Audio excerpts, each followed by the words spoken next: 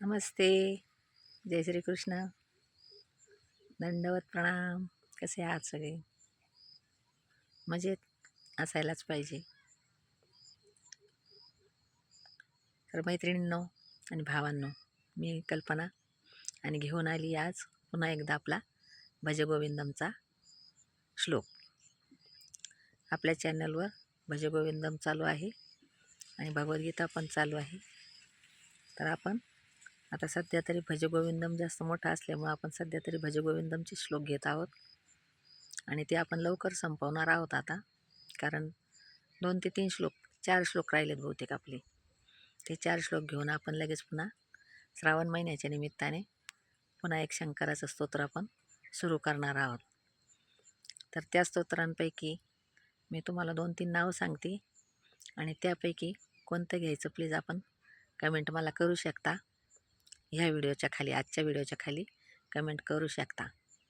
तर पहिलं आहे शिवमहिम्न स्तोत्र, दुसरं आहे वेदसार शिवस्तव आणि तिसरं आहे उमामहेश्वर स्तोत्र.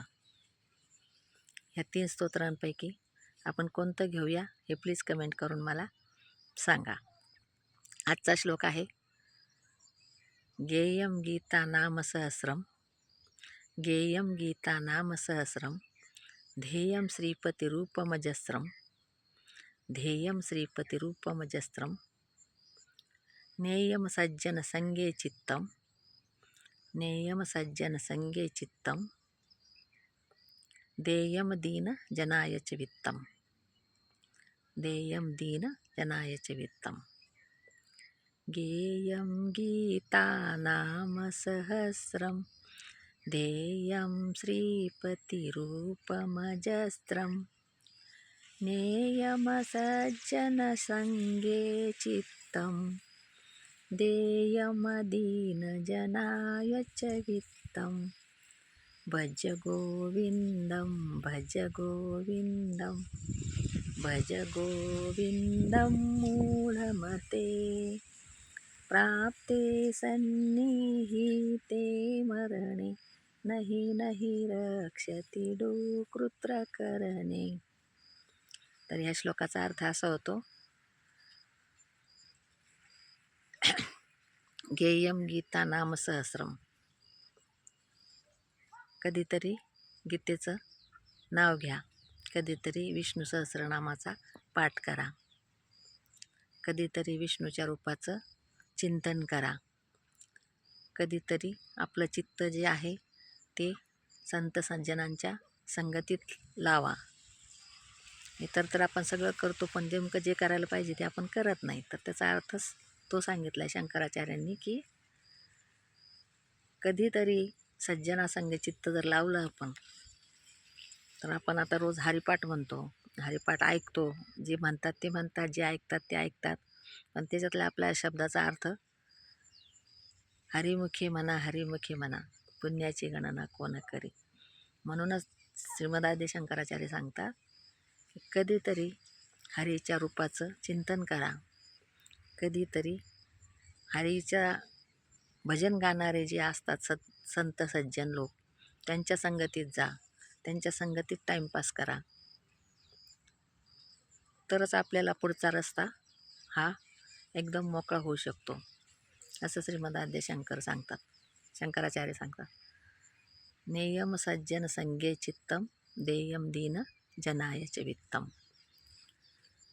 जो कोणी गरीब असेल त्याला, एखादा गरीब जर आपल्याजवळ आला तर त्याला काहीतरी दान 2 हाताने आपल्या करा, कारण दानाचं पण खूप महत्त्व आहे. ज्या हाताने दान केलं ना, ते हात असे हे कधीच राहत नाहीत, रिकामे कधीच राहत नाहीत.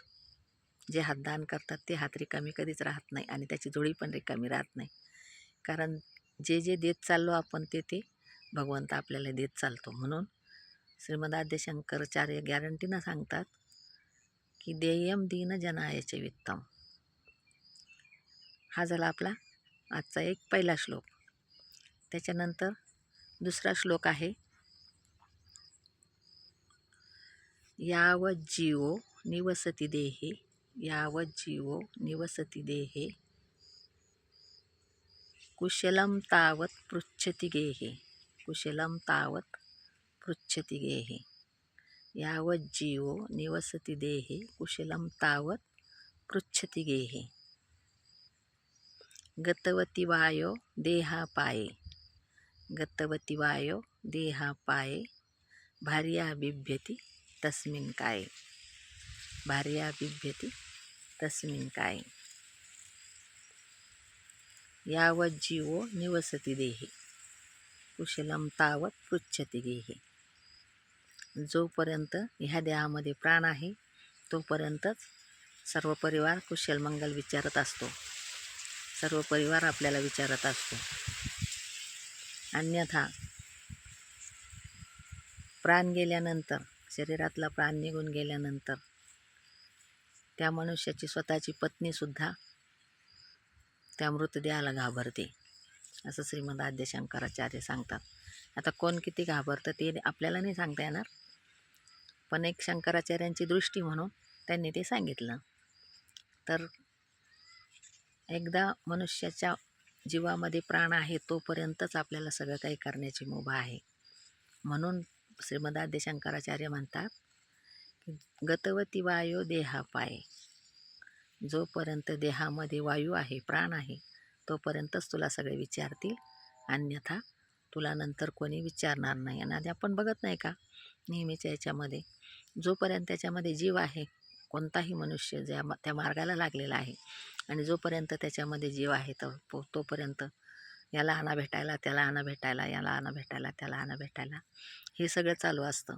आपण त्याच्याशी बोलत असतो, त्याला पण जेवढं बोलता येईल शक्य होईल तेवढं तो पण आपल्याशी बोलत असतो. पण जेव्हा त्याच्या शरीरातला प्राण निघून जातो तेव्हा लगेच त्याला उचलायची घाई करतात. ठेवतात का घरामध्ये प्राण गेल्यावर? नाही ठेवत. त्याच्यासाठी शंकराचार्य सांगतात की जोपर्यंत प्राण आहे तोपर्यंत तू हे मुळा तू सगळं करून घे, तोपर्यंत तू गोविंदाला भज. गोविंदाला भजल्याशिवाय दुसरा पर्याय नाही. जेव्हा त्याला तू भजशील, जेव्हा त्याचं तू नामस्मरण करशील, तेव्हा तुझा आवाज त्याच्या ओळखीचा होईल आणि तुला जास्त कष्ट पडणार नाहीत, असं श्रीमद आद्य शंकराचार्य सांगतात. हा श्लोक आपण परत एकदा घेऊया. यावज्जीवो निवसति देहे यावज्जीवो निवसति देहे, कुशलं तावत् पृच्छति गेहे. गतवती वायो देहापाये, भार्या बिभ्यति तस्मिन् काये. भज गोविन्दं भज गोविन्दं भज गोविन्दं मूढमते, प्राप्ते सन्निहिते मरणे, नहि नहि रक्षति दुकृतकरणे. व्हिडिओ आवडल्यास लाईक जरूर करा, शेअर करा आणि सबस्क्राईब तर कराच करा. इथंपर्यंत व्हिडिओ बघितल्याबद्दल सर्वांचे धन्यवाद. व्हिडिओला सबस्क्राईब जरूर करा, चॅनलला सबस्क्राईब जरूर करा. धन्यवाद. जय श्री कृष्ण.